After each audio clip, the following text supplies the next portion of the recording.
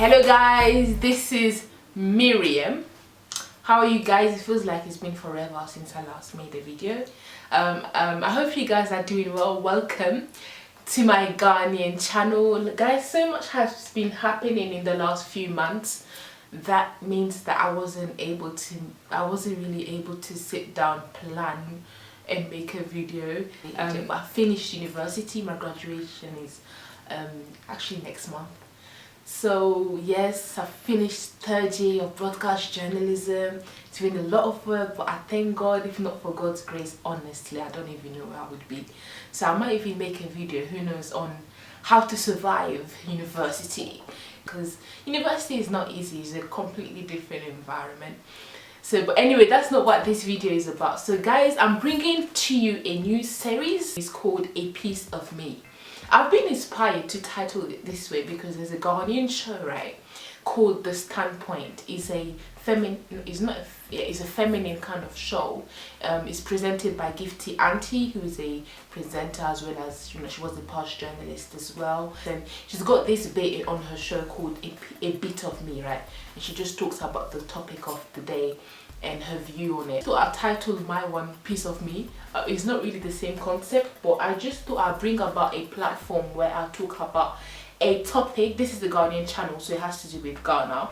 I talk about a topic that has to do with us as people and not my view on it, but what should be done about it, or just talking about a specific topic. And it's not really about me, it's really just for us for me to bring about a discussion and a platform, because I think my channel has now reached a level where we can actually discuss and we can actually leave comments to discuss the topics that I talk about on my videos. So for this first episode of A Piece of Me, honestly, it's not rehearsed what I'm going to talk about today. I just want to talk about women in Ghana and how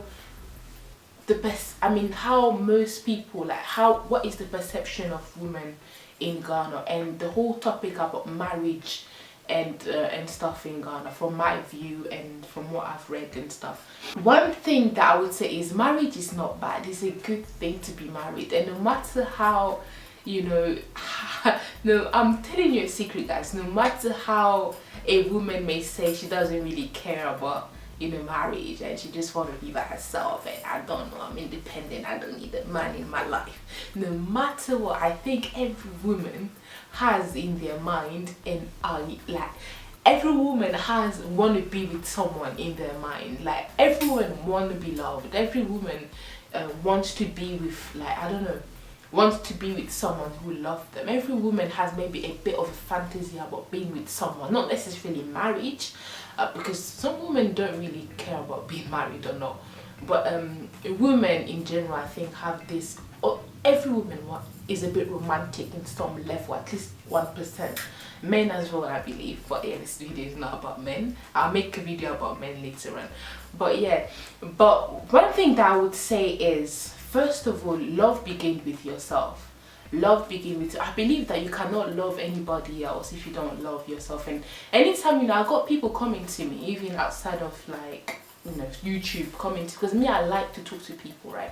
So I get a lot of people talking to me and stuff. And one thing that I always say is that learn to love yourself. You have to be able to understand it if someone says love yourself, because if you don't understand it, you may get it the wrong way in terms of what it means to love myself. Does it mean that I need to be arrogant? Someone who is not really knowledgeable would turn this upside down to think that, oh, loving myself is being arrogant, and I love myself and blah blah blah. But loving yourself is not really about being arrogant. It's about accepting who you are. And me, I'm a Christian. I believe in God, and I believe, like, loving yourself and loving how you were made and appreciating your gift is in respect to God. Like, if you love yourself, it shows that you respect the one who made you.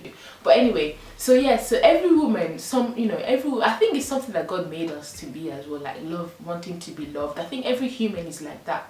But, you know, love starts with yourself anyway. And in Ghana, it's not different. A lot of women, majority of women want to be married and want to have children and stuff.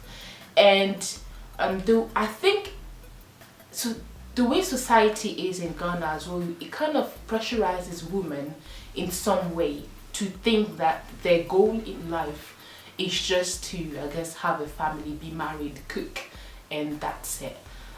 It's good to cook, it's good to do that, but that's one thing that is not your only goal in life. And this pressure that society sometimes bring in Ghana in terms of, oh, as a woman there, sometimes the mother will teach the children how to cook. We teach their daughters how to cook very early so that when they get married, at least they know how to cook. And everything in life, as if the way we're brought up as daughters, as women, is to prepare us for marriage in some way. Or you have to be clean because if a guy comes, blah, blah, blah. Oh, you have to know how to cook because if a guy comes, oh, blah, blah, blah, blah. But it's a thing where the way society is, it's not even just Ghana, but maybe in Africa, it brings women to think that, it prepares women very early for life after they leave home.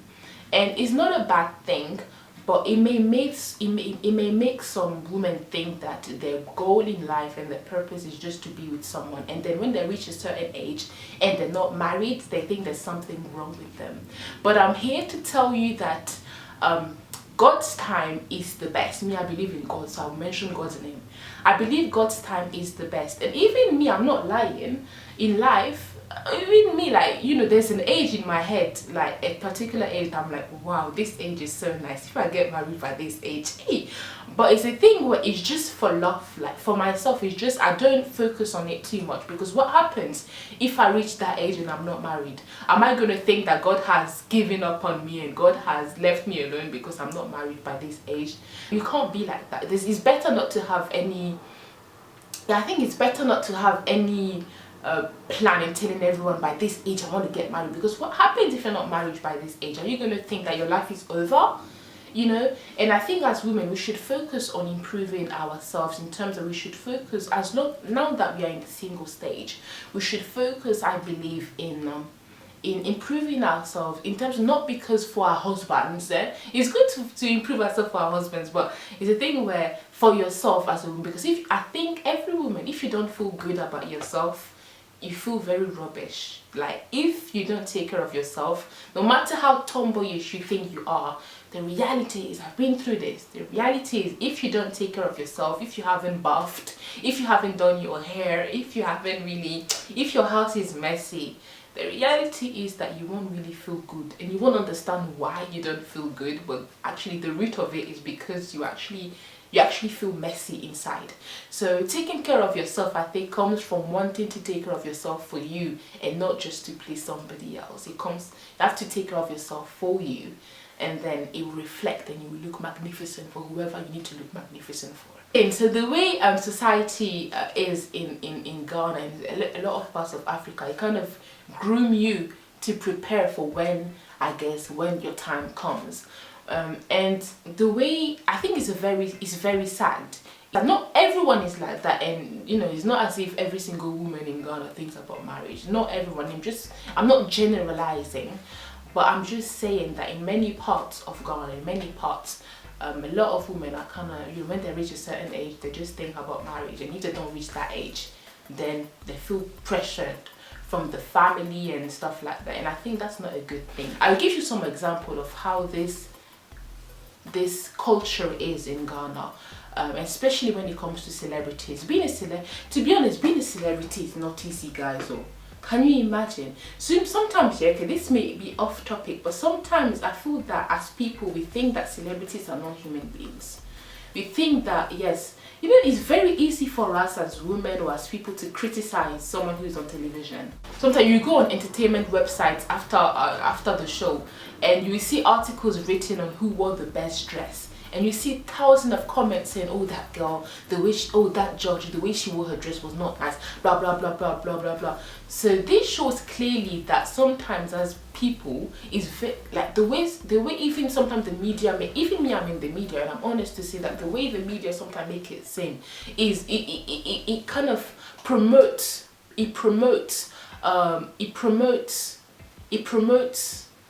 discussions on women. It promotes people focusing on just the looks of a woman. There's a celebrity in Ghana, an actress called Yvonne Nelson. If you watch Ghanaian movies, you will definitely know her.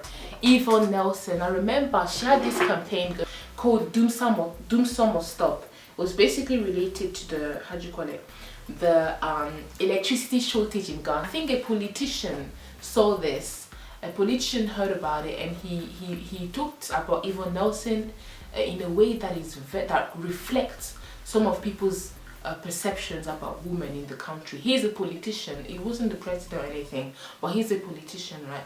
And the way he talked about Yvonne Nelson and her campaign really reflects how small-minded some Ghanaians are in terms of how they see women in their role. I don't really want to repeat it, but he wrote. Let me tell you what he wrote. It was quite ridiculous, I have to say. He wrote, "Are those celebrities who are above the age of 30 years and not married responsible? What are they waiting for? Is it the prostitution that they are engaged in which has turned their mind upside down and they don't sound reasonable again? I have no respect for prostitute. Let them say whatever they want to say. Their mouth no begun. Don't so we end." Reflecting to Yvonne Nelson. So this woman, yeah, Yvonne Nelson, she's doing this campaign on how Doom Some must stop. She's campaigning, a lot of people are supporting them. And you see one politician on the internet, on his Facebook page, writing about her age and the fact that she's not married yet. How ridiculous that is. But then later on, he wrote an apology. There are countless events where this kind of things happen.